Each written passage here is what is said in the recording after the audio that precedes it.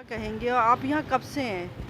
मुझे यहाँ 40 से 45 बरस हो गए इसी दुकान में, और अपनी मजदूरी करता हूँ। मैं मजदूर आदमी हूँ मैं, और मेरे 9 बच्चे। अब हम कहाँ जाए, किससे अपील करें? आपकी अपनी दुकान थी? हमारी अपनी दुकान है। अब हम क्या करें, रोजगार कौन सा है अपना, क्या खाएगा हम? 9 बच्चे हमारे घर में, कमाने वाला कोई नहीं है। अभी तक हम रोज़गार पर थे और आज हम बेरोज़गार हो गए, एकदम रोड पर आ गए। ये 2 दिन में मतलब ये सारा हमारे साथ मामला हो गया है।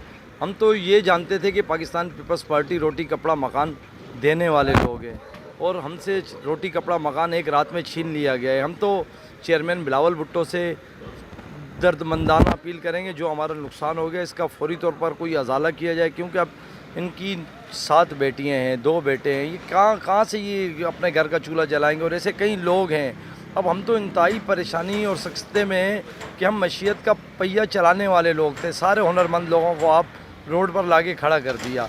अब हम कहाँ जाएं, किसके पास जाएं, कौन हमारी दाद फरियाद सुनेगा? क्योंकि हम ये डंडे के ज़ोर पे दुकानें तो तोड़ दी है, तो क्या अब हमारे साथ रियासत तो माँ और बाप होती है, क्या रियासत हमारे लिए कुछ सोचेगी? या मुझे तो नहीं लगता कुछ सोचेगी, क्योंकि हम इनकी तरह कई लोग, कई माँओं को यहाँ रोते देखा है, कई बहनों को रोते देखा है, कई भाई यहाँ खड़े होकर रो रहे थे कि हम अपनी बहनों के हाथ कैसे पीले कर पाएंगे, क्योंकि इन्हीं से जहेज़ बनता था। 40 साल हो गए इन दुकानों को। क्या उस वक्त किसी को पता नहीं था? आज ये कहने के सुप्रीम कोर्ट का तो ऑर्डर है 4 मंजिला बिल्डिंग से ऊपर ना बने, पार्किंग ना हो तो आप 6 मंजिला बिल्डिंग नहीं बना सकते हो। आप अगर दिखा सकें तो गली के अंदर 60 गज पे 6 मंजिला बिल्डिंग तामीर हो रही है।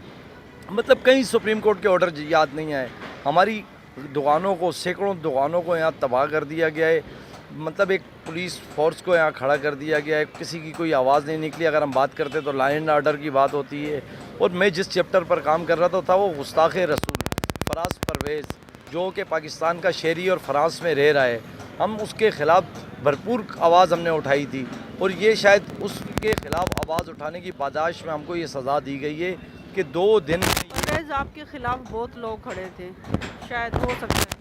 तो बस ज़ाहिर है कि जो यहूदी कंट्री है वो कभी भी हमको पसंद नहीं करती है। TLP के कायद ने जब ये आवाज़ उठाई थी, 2018 में एक रैली निकाली थी, उसके बाद उनकी भी आवाज़ को दबा दिया गया है। लेकिन अगर हमारी सांसों में सांसें, हम हज़रत मोहम्मद मुस्तफ़ा सल्लल्लाहु अलैहि वसल्लम की गुस्ताखी के ख़िलाफ़ आवाज़ उठाते रहेंगे। और इस मतलब ये समझ में नहीं आ रहा कि ये हुआ क्या है, कौन सी हमारे को सज़ाएँ दी गई है। एकदम लोगों को रोज़गार से बेरोज़गार कर दिया गया, हज़ारों लोगों को बेरोज़गार कर दिया गया। अगर आप दिखा सकें देखो दूर तक, बल्कि इस गली में भी, पीछे गली में भी कई दुकानें थी, और एक दुकान पे 5-6 आदमी काम करते थे। इनकी दुकान पे 8 आदमियों का रोज़गार वाबस्ता था।